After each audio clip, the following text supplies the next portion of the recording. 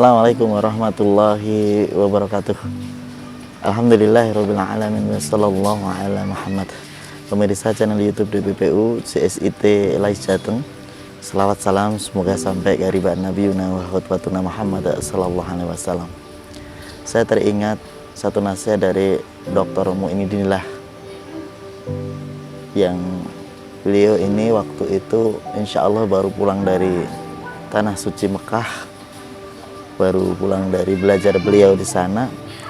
Ada nasihat-nasihat ketika itu saya dengarkan waktu acara mabit di Masjid Agung Surakarta. Paling tidak ada 4 hal alasan kenapa hati kita itu harus bersih. Yang pertama, kenapa hati kita harus bersih? Beliau mengatakan satu hadis, innallaha la yanzuru ila suwarikum wa jasadikum wa amwalikum walakinallah yanzuru ila qulubikum wa amalikum. Sungguh Allah Subhanahu wa taala tidak melihat kepada wajah kita, tidak melihat kepada jasad kita, wajah kita ganteng atau tidak, cantik atau tidak, kemudian badan kita gemuk atau kurus dan lain sebagainya. Enggak dilihat itu. Atau mungkin Allah juga tidak melihat harta kita, namun Allah Subhanahu wa taala melihat hati kita dan amal-amal kebaikan kita. Alasan pertama, kenapa hati kita harus bersih?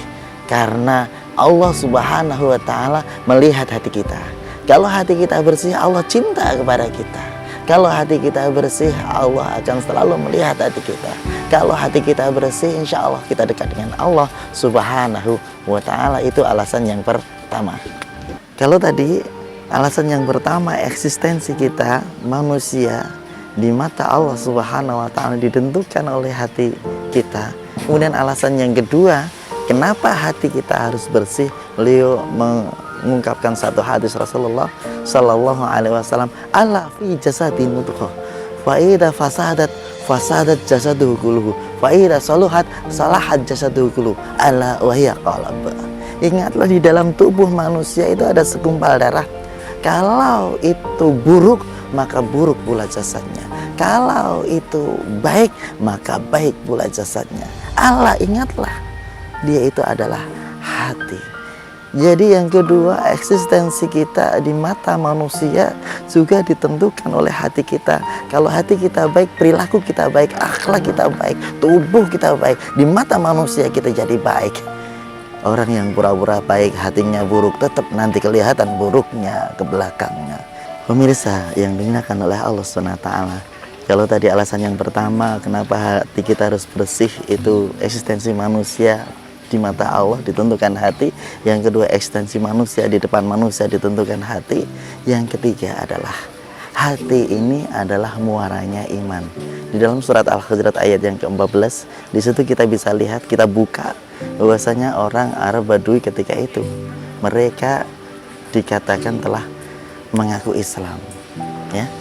Tapi kemudian Allah Subhanahu wa taala, mereka belum Islam, kata Allah Subhanahu wa taala. Mereka baru tunduk. Sungguh iman, mohon maaf, mereka belum iman.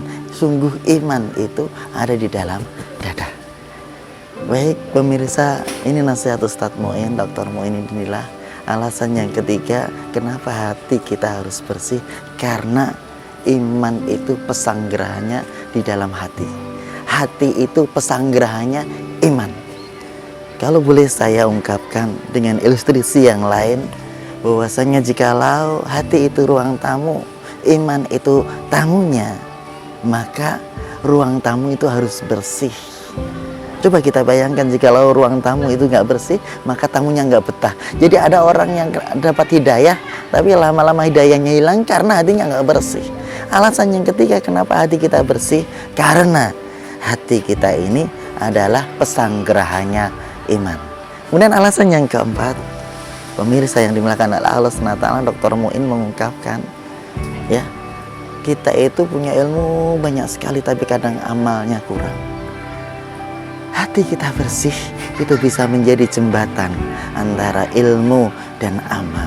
Mungkin kita bisa muhasabah, jikalau kita punya banyak ilmu, ngaji bertahun-tahun tapi amalnya kurang. kita tahu amalan ini itu pahalanya banyak, amalan ini pahalanya banyak, amalan itu pahalanya banyak, tapi ini itu semuanya nggak pernah kita laksanakan. Mungkin permasalahannya adalah hati kita kotor, maka butuh dibersihkan. Itu nasihat Ustadz Muin saat saya dulu mengikuti beliau kajian di salah satu acara mabit di Masjid Agung Surakarta sudah sekian tahun yang lalu, bahkan puluhan tahun yang lalu saat beliau pulang dari Tanah Suci, dari belajar dari Riyadh. Mungkin itu mudah-mudahan bermanfaat bagi saya pribadi, mengingatkan saya dan mengenang beliau, dan mudah-mudahan beliau husnul khotimah. Saya yakin beliau insya Allah husnul khotimah, Allah mengampuni segala dosa-dosa beliau, menempatkan di tempat yang terbaik di sisi beliau, dan mudah-mudahan kelak kita semuanya para sahabat beliau yang mencintai beliau bersama-sama di jannahnya. Amin, amin, amin, amin, amin ya rabbal alamin. Wassalamualaikum warahmatullahi wabarakatuh.